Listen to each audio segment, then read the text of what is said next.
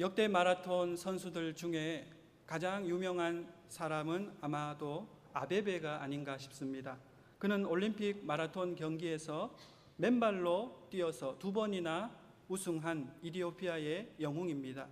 그런데 그는 그 2번의 올림픽 후에 교통사고를 당해서 하반신이 마비되는 장애를 입게 되었습니다. 마라톤 선수가 하반신을 쓸 수 없게 되었으니 얼마나 답답하고 또 절망적이었겠습니까? 그러나 그는 이렇게 말했다고 합니다. 다리로는 더 달릴 수가 없지만 나에게는 건강한 2팔이 있지 않은가. 그러면서 부지런히 팔에 힘을 단련했습니다. 그리고 몇 년 뒤에 노르웨이에서 열렸던 장애인 올림픽의 국가대표로 출전해서 양궁과 탁구 2 종목에서 금메달을 차지했다고 합니다. 그래서 아베베 하면 이 마라톤 선수로도 유명하지만 절망을 극복한 그 선수로 유명합니다. 우리 인생에는 때로 절망이 찾아올 때가 있습니다. 절망이라는 것이 무슨 뜻일까요? 절망, 이 끊을 절자에 바랄 망자를 쓰지요. 그래서 희망이 끊어졌다, 그런 뜻이 되겠습니다.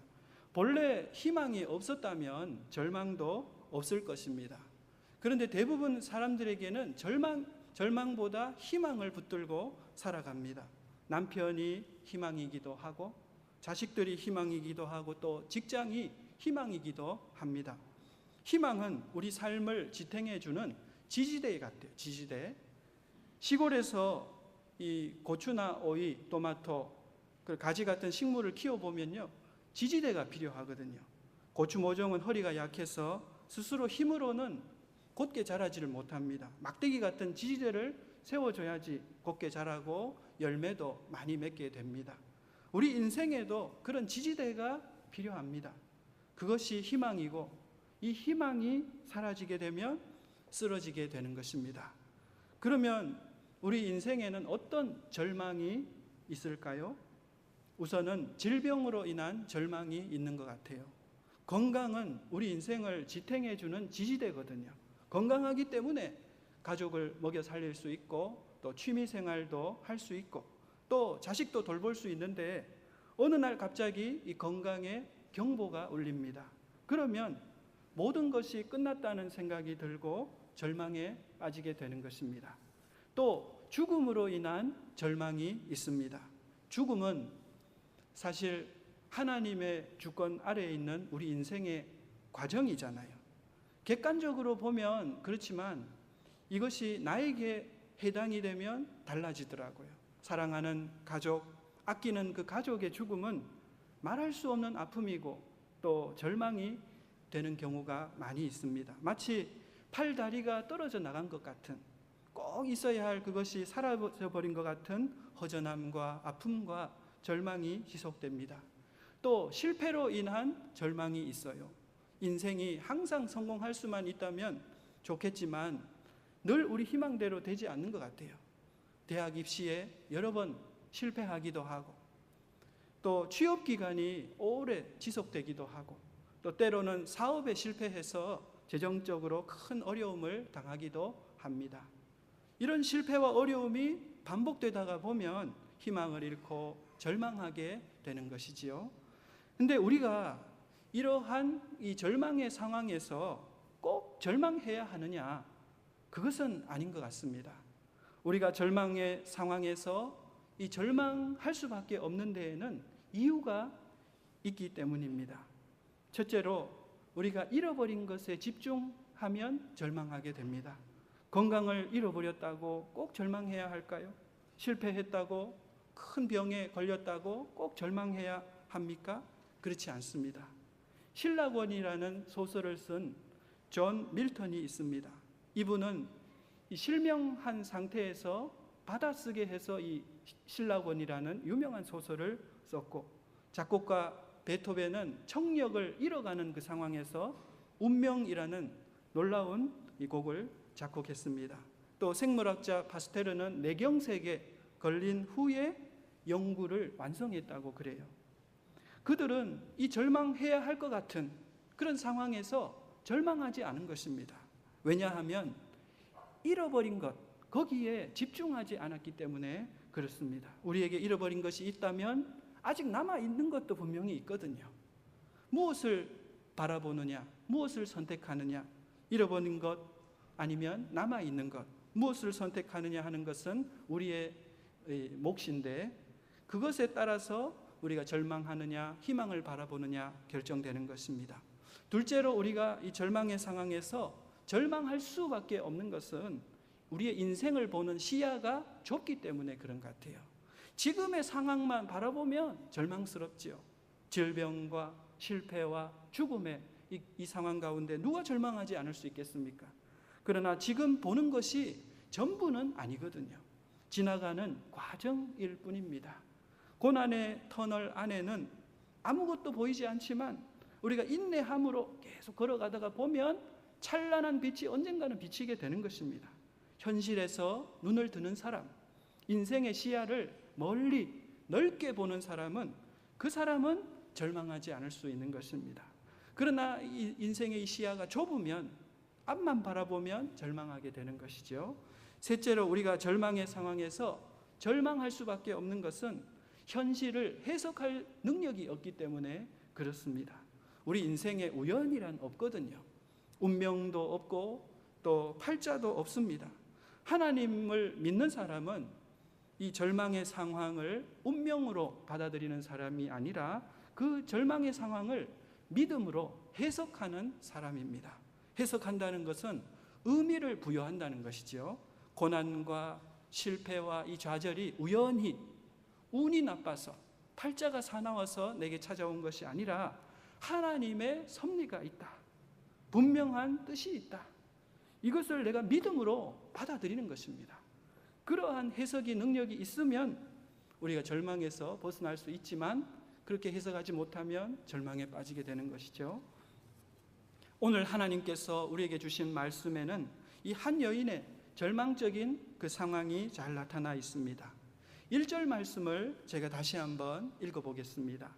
선지자의 제자들의 아내 중에 한 여인이 엘리사에게 부르짖어 이르되, 당신의 종 나의 남편이 이미 죽었는데 당신의 종이 여호와를 경외한 줄은 당신이 아시는 바니이다. 이제 빚준 사람이 와서 나의 두 아이를 데려가 그의 종을 삼고자 하나이다. 여기서 선지자는 엘리사를 말합니다. 엘리사에게 제자들이 있었던 것 같아요. 오늘날 신학교처럼 선지학교가 있었습니다. 그런데 그 제자들의 아내 중에 한 여인이 큰 어려움을 겪게 되었습니다. 그의 남편이 죽었습니다. 또 빚이 있었는데 아마도 채무자가 몇 번 빚독촉을 하다가 희망이 없어 보이니까요, 그 두 아이를 데려다가 종으로 삼겠다, 엄포를 놓았던 것 같아요. 참으로 딱한 사정이 아닐 수 없습니다. 여기서 우리가 생각해 볼 것은, 우선 하나님을 잘 믿는 가정에도 이 고난이 찾아온다는 것입니다. 그 여인의 남편은 아내도 인정하고 있고, 또 엘리사도 그것을 부인하지 않아요. 동의하는데 하나님을 경외하는 종이었다 그러거든요. 그런데 어떤 이유에서인지 죽었습니다. 두 아이가 있었던 걸 보면 비교적 일찍 죽었던 것 같아요. 우리는 그의 이른 그 죽음이 왜인지, 왜라는 그 질문에는 대답을 할 수가 없습니다. 제가 신학교 졸업한 지 이제 얼마 안 되었지만, 저와 같이 신학교에서 공부하고 기도하시던 분들 중에도 돌아가신 분이 계세요. 저보다 2살 많으신 분이고 참 경건하게 일하는 분이었는데 어느 날 돌아가셨대요. 간암에 걸려서. 왜라는 그 질문에는 대답을 할 수가 없겠더라고요. 하나님께서 하시는 일을 우리가 다 알 수는 없습니다. 그러나 분명한 것은 하나님을 잘 믿는 그 가정에도 고난이 찾아온다 하는 사실입니다. 그런데 그의 남겨진 아내는 어떡합니까? 얼마나 절망스러웠을까요? 앞길이 창창한 아이가 둘이나 있어요. 감당하기 어려운 빚이 있습니다. 채무자가 이 아이들을 잡아다가 노예로 삼으려고 합니다. 앞이 캄캄할 수밖에 없습니다. 이런 상황에서 절망에 빠져 있지 않을 사람이 누가 있겠습니까? 그런데 그 여인의 훌륭한 점은 절망만 하고 있지 않았다는 것입니다. 절망에서 희망으로 한 발짝 한 발짝 나아갔습니다. 그러면 그 여인이 절망에서 벗어날 수 있었던 이유가 무엇입니까? 첫째로 부르짖었기 때문입니다. 1절을 다시 보면 선지자의 제자들의 아내 중에 한 여인이 엘리사에게 부르짖어 이르되 그랬습니다. 아마도 이 여인에게는 도움을 청할 만한 다른 사람이 없었을지 모릅니다. 다들 자기 먹고 살기에 바쁘니까요. 남에게 신경 써줄 여유가 없는 것이요. 그러나 이 여인은 포기하지 않았습니다. 자기 남편의 그 사정을 잘 알고 있는 그 스승 엘리사를 찾아갔습니다. 그리고 부르짖었습니다. 여기서 부르짖었다는 것은 도움을 호소하기 위해서 소리를 높여 간절히 울부짖었다는 뜻입니다. 우리에게 절망적인 상황이 찾아올 때 중요한 것은 그 상황에 도움을 줄 수 있는 바른 대상을 찾아가는 것입니다. 본문의 여인은 엘리사를 찾아갔어요.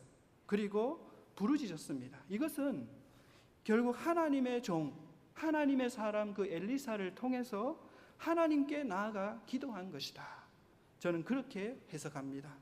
우리가 절망하는 것은 잃어버린 것에 집중하기 때문이고 현실에서 눈을 들지 못하기 때문이고 또 현실을 해석할 능력이 없기 때문이라 그랬는데 기도하면 부르짖으면 우리 마음이 달라집니다. 기도하면 우리 마음에 그런 부담감이 어두움이 사라지게 돼요. 기도하면 잃어버린 것이 아니라 우리에게 남아있는 것을 볼 수 있게 되고요. 절망적인 현실에서 눈을 들 수 있게 되고 또 믿음으로 현실을 해석할 수 있는 그 힘이 우리 안에 생겨나게 됩니다. 그 여인은 부르짖어 기도함으로 절망에서 희망으로 옮겨가게 된 것입니다. 둘째로 그 여인이 절망하지 않을 수 있었던 것은 있는 것에 집중했기 때문입니다.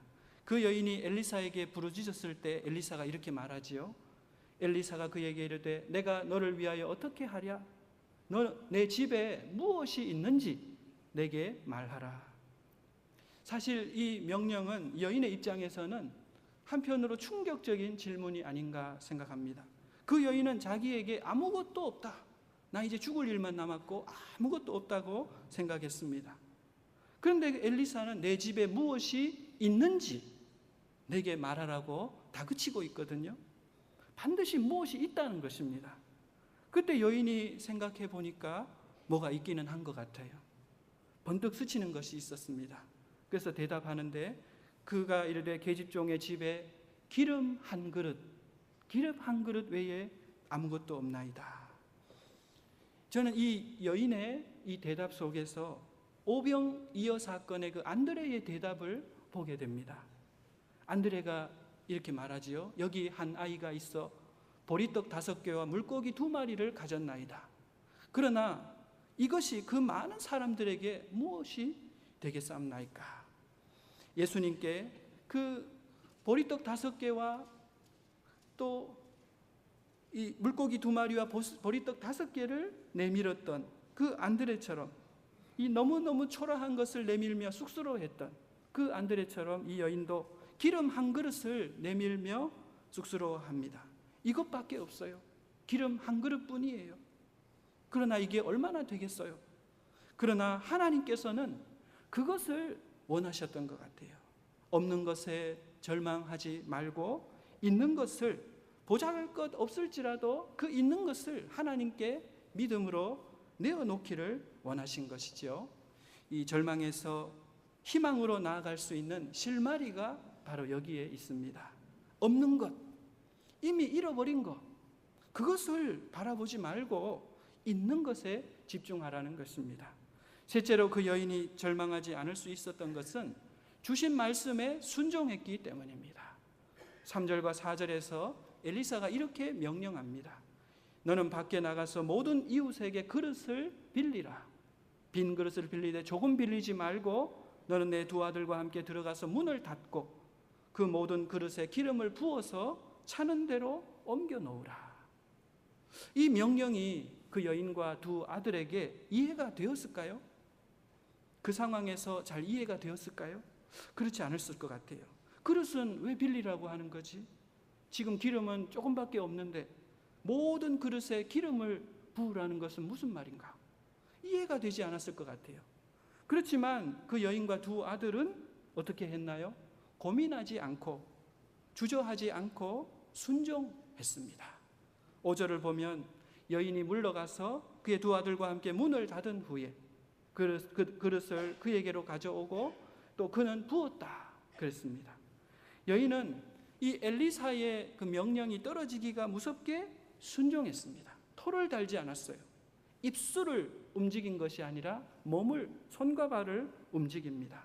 두 아들도 함께 순종합니다. 결국 어떻게 되었습니까? 준비된 그릇들에 기름이 가득 차고 그리고 나서 이제 마침내 기름이 그쳤다 그랬죠. 그때 또 엘리사가 이렇게 말해줍니다. 너는 가서 기름을 팔아 빚을 갚고 남은 것으로 너와 두 아들이 생활하라. 할렐루야. 참으로 놀라운 일이 일어났습니다. 그 여인의 그 가족의 절망적인 해결할 수 없는 그 상황이 일시에 한순간에 해결이 되고 희망이 찾아오게 된 것이지요. 절망에서 희망으로 나아가는 비결은 바로 순종, 말씀에 대한 순종에 있었던 것입니다. 사랑하는 여러분, 혹시 여러분은 어떤 절망적인 상황 앞에 믿음을 잃고 낙심하여 쓰러져 계시지는 않습니까? 이 고난이라는 어두운 긴 터널을 통과하면서 두려움에 떨고 계시지는 않습니까? 그러면 우리가 어떻게 이 절망에서, 이 어두운 이 인생에서 희망의 빛을 볼 수 있겠습니까? 어떻게 절망에서 희망으로 나아갈 수 있을까요? 첫째로는 부르짖어서 기도하는 삶을 살아야 하겠습니다. 하나님께서는 예레미야를 통해 우리에게 말씀하셨잖아요. 너는 내게 부르짖으라. 내가 내게 응답하겠고 내가 알지 못하는 크고 은밀한 일을 내게 보이리라. 하나님께서는 부르짖는 자에게 두 가지를 약속하셨어요.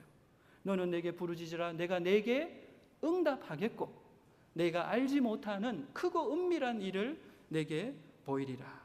이것은 부르짖는 자에게, 기도하는 자에게 주시는 하나님의 놀라운 약속입니다. 그리고 기도하지 않는다면, 부르짖지 않는다면 결코 체험할 수 없는 그런 축복이기도 한 것입니다. 시골 교회를 섬기는 어떤 목사님이 계셨습니다. 그는 이 교통사고를 이전에 당했는데 그 후유증으로 목을 잘 움직이지 못하는 장애를 갖고 계셨어요.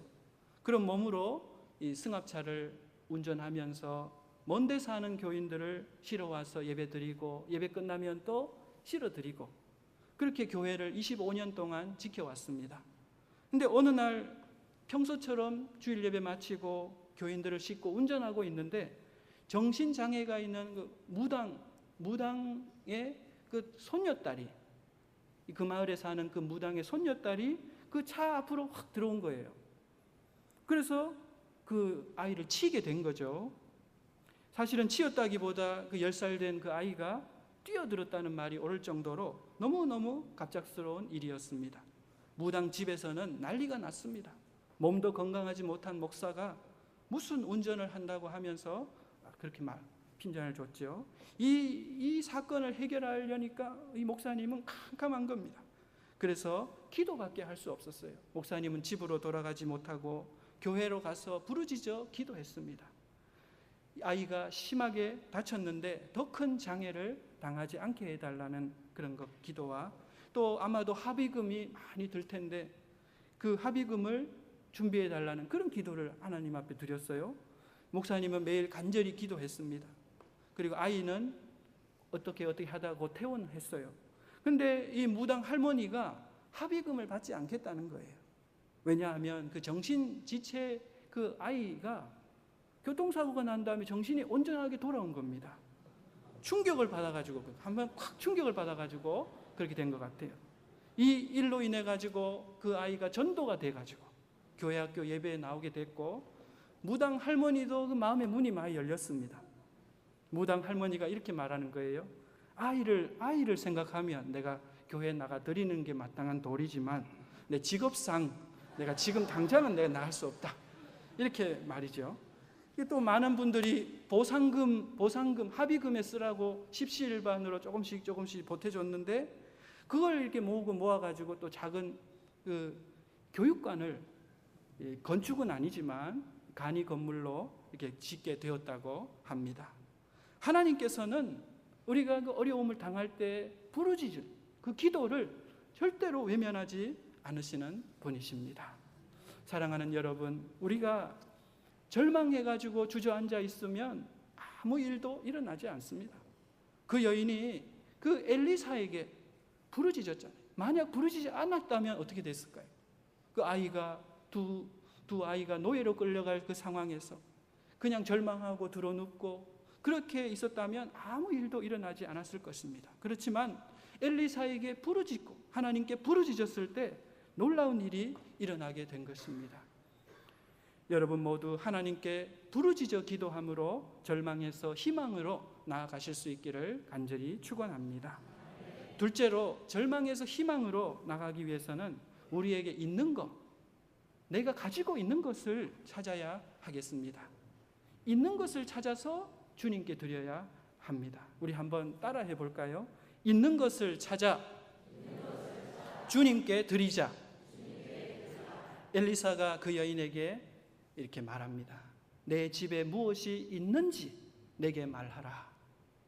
우리는 이 음성을 하나님의 음성으로 들어야 합니다. 우리는 우리에게 없는 것을 찾는 경향이 너무 많아요. 나에게는 돈도 없고 건강도 없고 지식도 없고 또 시간도 없다, 이렇게 핑계합니다. 그러나 하나님은 우리에게 없는 것 때문에 역사하실 수 없는 분이 아닙니다. 우리에게 있는 것이 아무리 보잘것 없더라도 그것을 믿음으로 하나님께 내밀어 드릴 때 놀랍게 역사하시는 분이신 것입니다. 헤럴드 러셀이라는 분이 있었습니다. 그는 세계 제2차 대전 때 전쟁에 나갔다가 포탄에 맞아가지고 두 팔을 잃었어요.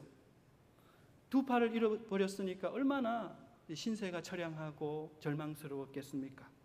아무것도 할 수 없는 그 자신, 이렇게 내려다보면 두 팔이 없는 그 자신의 그 모습이 고깃덩어리 같았다, 그렇게 말하더라고요. 근데 가만히 생각해 보니까 그래도 잃은 것보다는 아직 가진 것이 더 많지 않은가, 이런 생각이 들더랍니다. 생각할 수도 있지요. 두 눈으로 볼 수도 있지요. 또 입으로 말할 수도 있지요. 두 다리가 아직 성하니까 걸어 다닐 수 있잖아요. 그런 것이 생각이 나는 거예요. 이 사람이 크리스찬인데 믿음이 있으니까 하나님께서 나에게 아직 이것을 남겨두셨구나, 그런 마음이 들고 감사하는 마음이 생기는 거예요. 그래서 의수를 이렇게 끼고 있으면서 뭘 해야겠다 생각하다가 타이핑을 배우게 되었다고 합니다. 근데 얼마나 느렸겠습니까? 하루 종일 타이핑 쳐도 한 페이지 쓸 수밖에 없는 그런 수준이었지만 계속 이렇게 연습을 해가지고 나중에는 시나리오 작품을 하나 쓰게 됐는데, 내 생애 최고의 해라는 그 제목의 시나리오를 쓰게 됐습니다. 그리고 이 시나리오가 너무 좋아서 영화를 만들자, 그런 말이 있어서 영화를 만들게 됐는데, 주인공 할 사람이 없잖아요. 두 팔 없는 사람이 잘 없잖아요.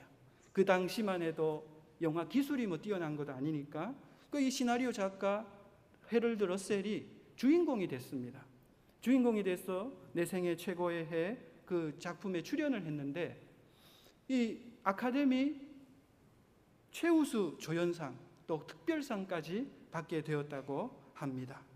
어느 날 기자가 인터뷰를 하며 묻습니다. 당신의 그 신체적인 조건이 당신을 절망하게 하지 않았습니까? 그러자 그는 대답했다고 합니다. 아닙니다. 나의 육체적인 장애는 도리어 큰 복이 되었습니다. 여러분도 잃어버린 것을 계산하며 앉아있지 말고 남아있는 것, 아직 내가 갖고 있는 것을 생각하고 하나님께 감사해 보세요. 남은 것을 사용할 때 못할 것이 없을 것입니다. 사랑하는 여러분, 우리가 잃어버린 것을 생각하고 그것에 집착하면 절망이 찾아옵니다. 그러나 아직 남아있는 것을 생각하고 그것에 감사하면 희망이 찾아옵니다. 하나님께서 함께 하시면 지금 내게 있는 것만으로 충분하잖아요. 부족하지 않잖아요. 우리 인생에 뭔가를 더 플러스 하는 것은 중요한 것이 아닙니다. 하나님께서 나와 지금 함께 하시냐, 이게 더 중요한 문제 아니겠습니까? 절망에서 희망으로 나아가는 비결이 바로 이것입니다. 여러분 모두 하나님께 부르짖어 기도하며 또 여러분에게 지금 있는 것을 찾아 드림으로 주님께서 주시는 복을 누리는 삶이 되시기를 간절히 축원합니다. 네. 하나님 아버지 감사합니다. 우리를 절망 속에 내버려 두지 않으시고 희망으로 나아갈 길을 보여주시니 감사합니다.